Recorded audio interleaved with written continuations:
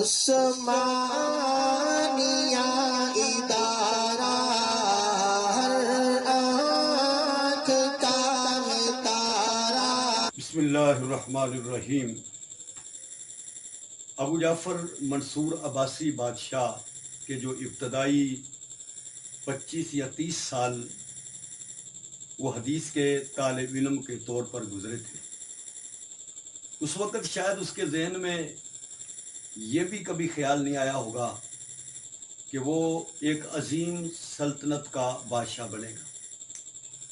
پڑھائی کے ایام میں اس کے دل میں یہ خواہش ہوگی کہ وہ ایک بہت بڑا محدث بنے گا، اس کے سامنے طلباء ہوں گے اور انہیں وہ علم حدیث پڑھا رہا ہوگا، کیونکہ یہ پڑھنا پڑھانا یہ بڑی ایک منفرد شان ہے۔ اللہ پاک نے اسے بادشاہت عطا کر دی۔ وہ جب سیاست کے میدان میں اترا تو اسے علمی خدمت کا کوئی موقع نہیں ملا، مگر اس کے دل میں یہ تمنا باقی رہی کہ کاش کوئی وقت ایسا آئے اور میں طلباء کو علم حدیث پڑھاؤں۔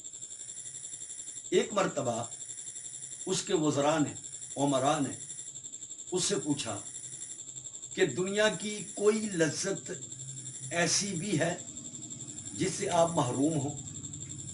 اس نے کہا ہاں، ایک تمنا کے سوا کوئی تمنا باقی نہیں۔ پوچھا گیا وہ کیا؟ کہنے لگا یہ آرزو باقی ہے کہ طلباء ہوں جیسے وہ اپنے استاد کے سامنے بیٹھ کر حدیث نقل کرتے ہیں، مجھ سے بھی اسی طرح حدیث نقل کریں۔ جب یہ بات اس کے وزراء عمراء نے سنی تو فوراً اس کے ارد گرد طلباء کی طرح حلقہ بنا کر بیٹھ گئے اور کہنے لگے امیر المومنین، آپ ہمیں حدیث لکھوائیں اور ہم حدیث لکھیں گے، آپ سے حدیث نقل کرتے ہیں۔ ابو جعفر منصور نے ان کی طرف ایک نگاہ ڈالی اور بڑا خوبصورت جملہ کہا، کہنے لگا لستم بہم، تم ویسے کہاں، تم ویسے کہاں۔ حدیث کے طلباء تو وہ ہوتے ہیں جن کے کپڑے پرانے ہوں، پاؤں پھٹے ہوئے ہوں، بال بڑے بڑے ہو چکے ہوں، دور دراز کا سفر کر کے آئے ہوں اور حدیث نقل کرتے ہوں۔ البدایہ والنہایہ، کیسا خوبصورت جملہ ابو جعفر منصور نے کہا، لستم بہم، کہ تم ان طلباء جیسے کہاں کہ طلباء حدیث لمبا سفر، کپڑے بسیدہ پھٹ کے سفر کر کر کے پاؤں پھٹ کے ہوں اور اس طرح وہ حدیث حاصل کریں۔ یہ حدیث کے طلباء کی شان ہے۔ حضرت جابر بن عبداللہ رضی اللہ تعالیٰ عنہ نے ایک حدیث حاصل کرنے کے لیے 1 مہینے کا لمبا سفر کیا۔ حضرت عبداللہ بن انیس رضی اللہ تعالیٰ عنہ کے پاس پہنچے اور وہاں حدیث حاصل کی، ایک حدیث حاصل کرنے کے لیے۔ امام بخاری رحمۃ اللہ علیہ کو لے لیجیے، امام بخاری رحمۃ اللہ علیہ نے بخارا کے مشائخ سے جو علم حاصل کیا، اس کے بعد چھوٹی عمر ہی تھی، 16 سال عمر تھی، آپ مکہ المکرمہ چلے گئے، وہاں کے مشائخ سے آپ نے علم حاصل کیا۔ پھر مدینہ المنورہ چلے گئے، وہاں کے مشائخ سے آپ نے علم حاصل کیا۔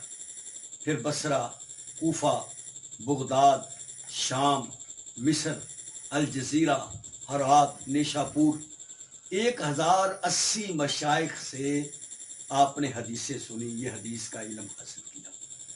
آپ دیکھیں نا، بخارا کہاں ہے اور مکہ المکرمہ کہاں ہے۔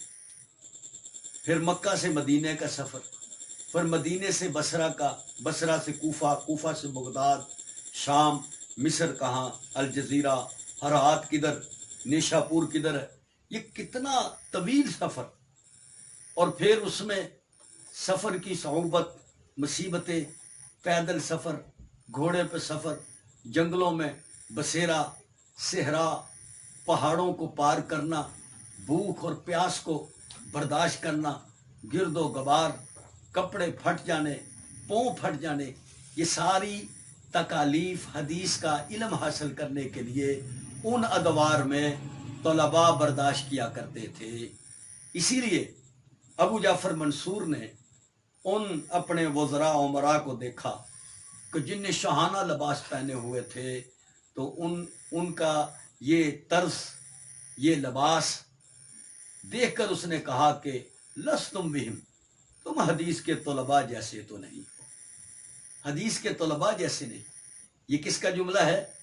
ایک بہت بڑی سلطنت کے مالک، بادشاہ، حکمران کا، کہ جس کے سامنے دولت خزانے موجود، جس کی حکومت بہت بڑی، جس کے سامنے نوکر غلام ہاتھ باندھ کر ہر وقت ہر دم کھڑے ہیں، مگر اس کی حسرت کیا ہے کہ کاش میں علم حدیث پڑھوں اور طلباء مجھ سے حدیث کا علم حاصل کریں۔